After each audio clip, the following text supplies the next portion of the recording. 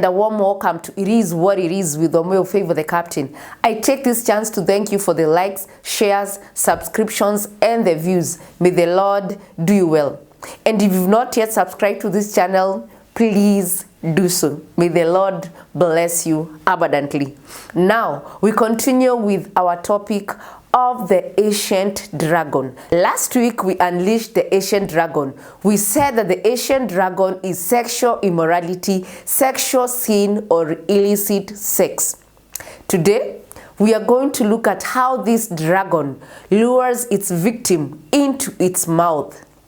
And because this topic is very deep, we are going step by step. Hatuna haraka. We want this thing to sink deep. And also another thing I want you to note is I'll be using my Bible. Na si ile ya simu, hard copy. Mtu asianze kusema ati hii ni story ya jaba. We are going to look at one way in which this dragon entices its victims into its mouth. And because this is a very deep and serious issue, we are going to address one point at a go.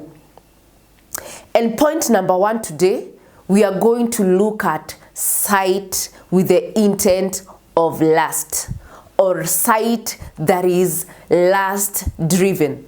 Matthew 5:28, Jesus said, "Whoever looks at a woman lustfully has already committed adultery with her in his heart." I want you to note, there is nothing wrong with seeing. What you do after seeing, or the intentions behind your sight, is what makes this dragon capture you. And we are going to go deep into the Bible to see how ancient this dragon is. We are going to see how this dragon uses sight, or the eyes, to capture the victims to enter into its mouth. And today, I'm going to be using my Bible.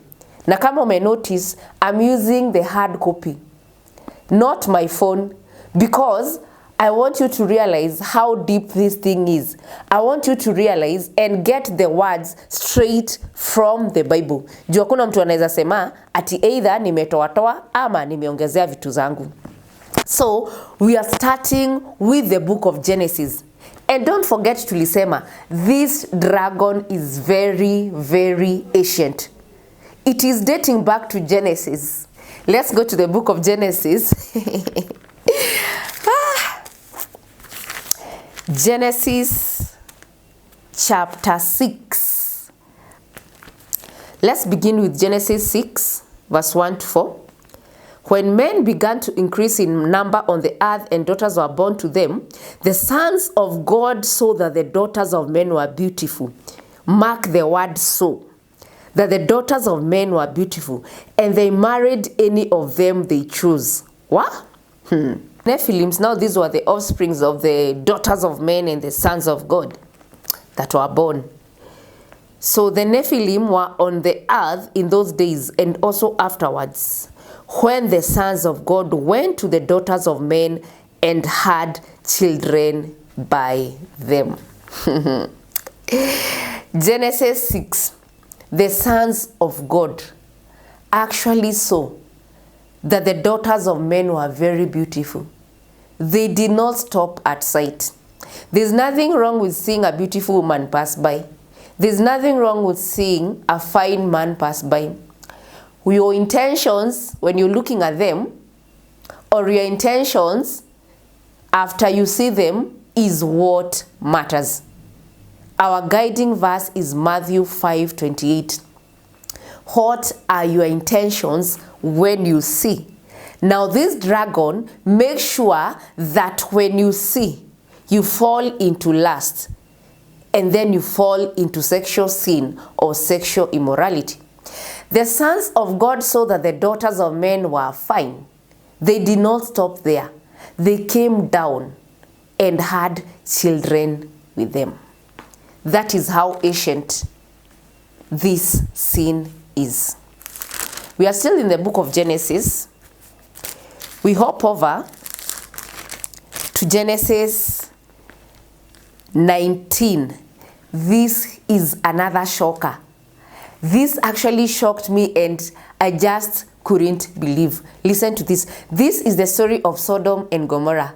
And you might be surprised. Now, when you look at these scriptures in terms of sexual sin, sexual immorality, illicit sex, it makes you go like, what? Listen, verse 19. The two angels arrived at Sodom in the evening, and Lot was sitting in the gateway of the city.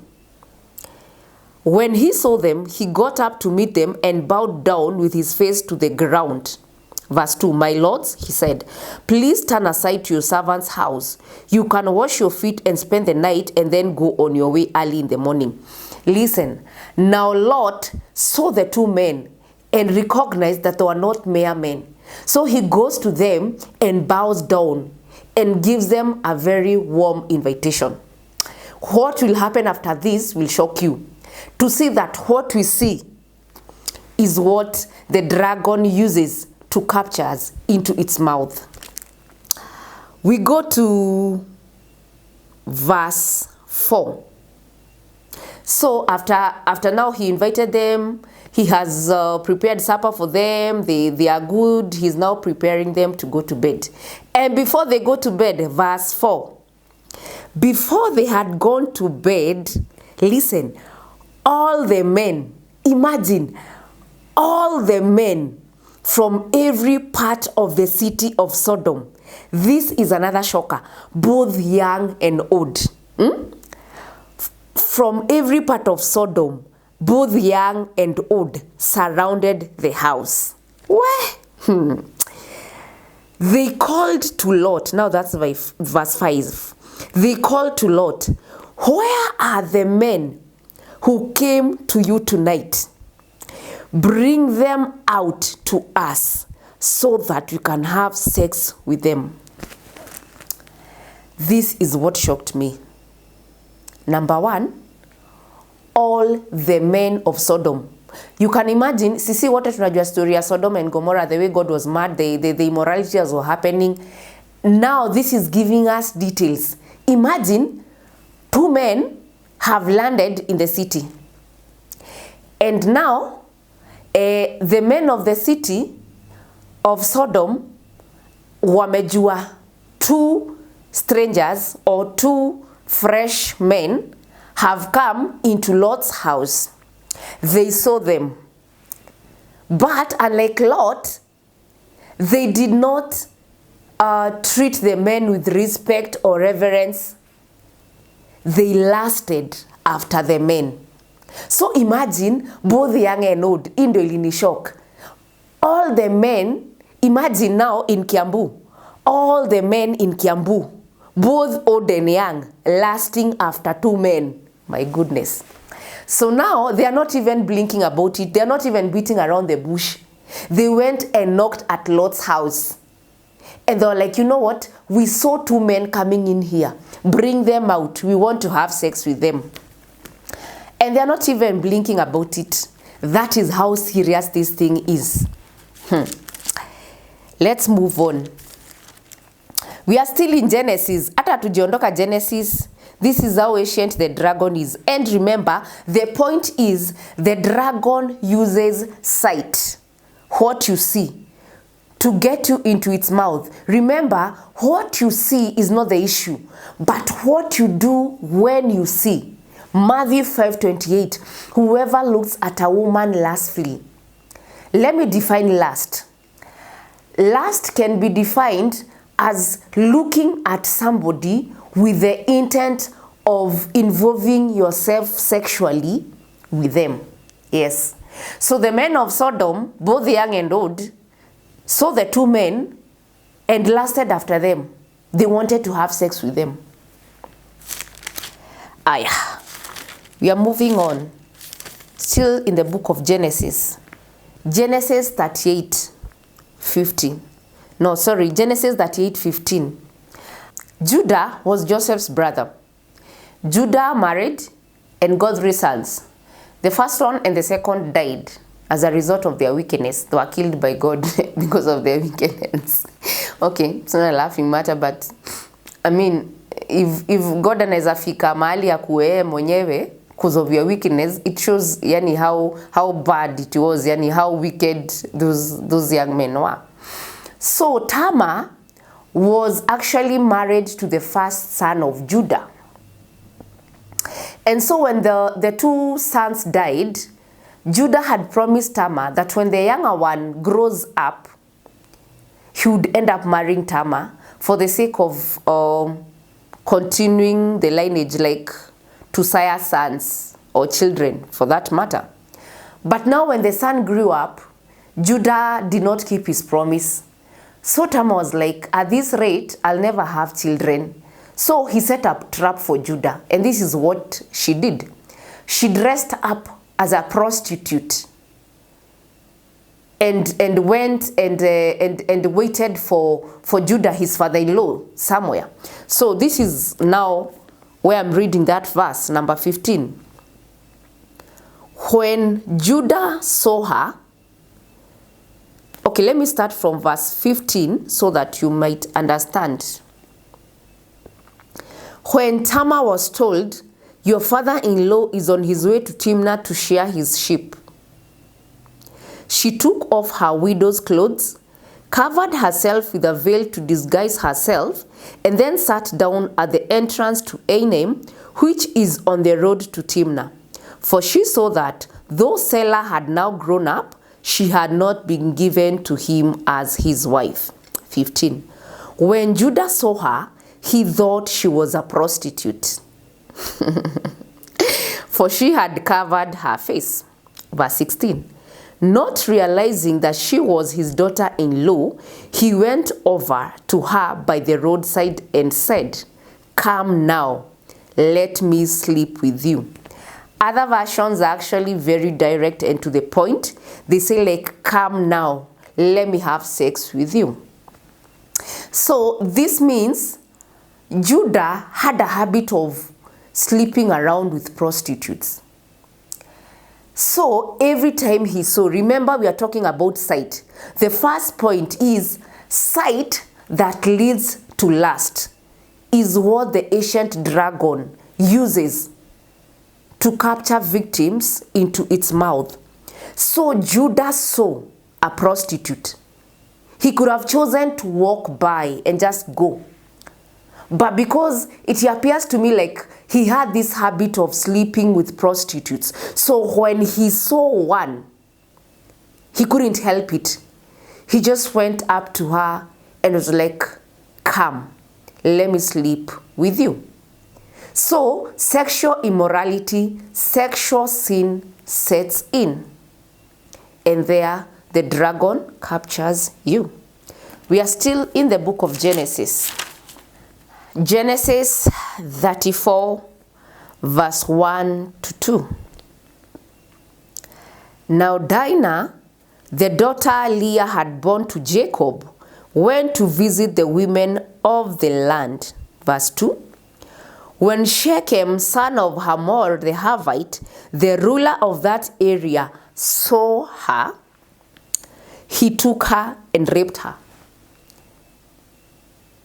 So Shechem actually, his sight provoked lust. He ended up raping her. Sexual immorality, illicit sex, already captured by the ancient dragon. Now we move away from Genesis and hop into David's house. And the most unfortunate thing it appears is this is where the dragon dwelt. This was the dragon's resting place. This was the dragon's sweet, sweet home. David's house. David's children. Now, we all know about the story of David. How he was in his palace at the rooftop. And when he looked down, he saw a woman bathing. Let's read that. Let me not give you stories. I know you are Bible students, but this will hit hard when we read and get to know how deep these things are. 2 Samuel 11, We start from verse 2. One evening, David got up from his bed and walked around on the roof of the palace. From the roof, he saw a woman bathing. The woman was very beautiful, and David sent someone to find out about her. There was nothing wrong with finding out about this lady. The man said, "Isn't this Bathsheba, the daughter of Eliam, and the wife of Uriah the Hittite?" Verse 4. Now, verse 4 is what is now carrying everything. Verse 4 is what is portraying or displaying how the dragon captured David. You see, David could have seen the woman bathing and decide to stop at that and decide to just look and ignore. But no, he went an extra mile. Verse 4. Then David sent messengers to get her. She came to him, and he slept with her. So David's sight was attached to lust. That is why when he saw her, he had to send for her, and he ended up sleeping with her. And the rest is history. We all know what happened between David and Bathsheba. But the point is, sight is what the dragon used to capture David. And it appears the dragon was not going to leave David's house in a hurry. So we go to 2 Samuel 13. We have to read all of it so that we can get to understand. David had a son called Amnon. In the course of time, Amnon, son of David, fell in love with Tamar, the beautiful sister of Absalom, son of David. Amnon became frustrated to the point of illness on account of his sister Tamar, for she was a virgin and it seemed impossible for him to do anything to her. So it appears that Amnon could see his sister from time to time. So it appears Amnon could see Tamar from time to time. And he couldn't do anything about it. So now Amnon had a friend called Jonadab, son of Shimeah, David's brother. Jonadab was a very shrewd man. He asked Amnon, "Why do you, the king's son, look so haggard morning after morning? Won't you tell me?" Amnon said to him, "I'm in love with Tamar, my brother Absalom's sister." Verse 5, listen to this. "Go to bed and pretend to be ill." Jonadab said, "When your father comes to see you, say to him, I would like my sister Tamar to come and give me something to eat. Let her prepare the food in my sight so that I may watch her and then eat from her hand." And this is exactly what happened. So David's son pretended to be sick. And so when David, his father, went to see him, was like, for me to get better, send over my sister Tamar to cook, and then I will eat from her hand. And that is exactly what David went and told Tamar. And so Tamar went over to Amnon's place. And so he prepared bread and all that in the sight of Amnon. But when the food was ready, he could not take it. He ordered everybody to leave the room. And so he told Tamar, "Please come over to the bed so that you can feed me from your hand." And so innocently she went. And the next thing, she grabbed her. Let's read that verse. Verse 9, "Send everyone out of here," Amnon said. So everyone left him. Verses 10, "Then Amnon said to Tamar, bring the food here into my bedroom so that I may eat from your hand. And Tamar took the bread she had prepared and brought it to her brother Amnon in his bed."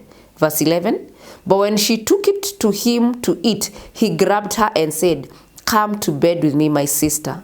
Verses 12, "Don't, my brother," she said to him. "Don't force me. Such a thing should not be done in Israel. Don't do this wicked thing." Verse 13, what about me? Where could I get rid of my disgrace? And what about you? You'll be like one of the wicked fools in Israel. Please speak to the king. He will not keep me from being married to you. But he refused to listen to her. And since he was stronger than she, he raped her. So that is the product of sight that is orchestrated by lust, or sight that is motivated or cultivated or motivated by lust. So that is what happened. And what followed after that is very unfortunate, because verses 15 says, then Amnon hated her. Imagine, then Amnon hated her with intense hatred. In fact, he hated her more than he had loved her. This is very sad. Amnon said to her, get up and get out. Imagine. Now we shall revisit this story when it comes to, because this topic of sexual sin, sexual immorality, illicit sex is so wide. It will take up a very long time, and I don't want to be in a rush when I'm dealing with this topic.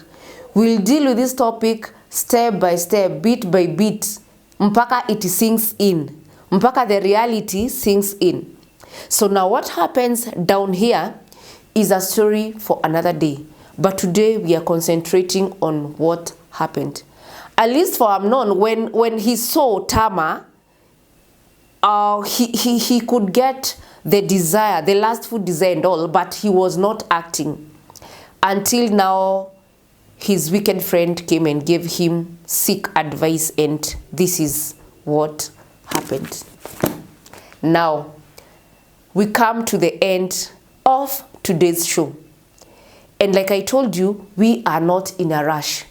We will be addressing or talking about one point at a go, so that the intensity of this issue can sink deeper. Obviously, there are so many examples in the Bible that shows people who fell into sexual sin as a result of seeing what they saw.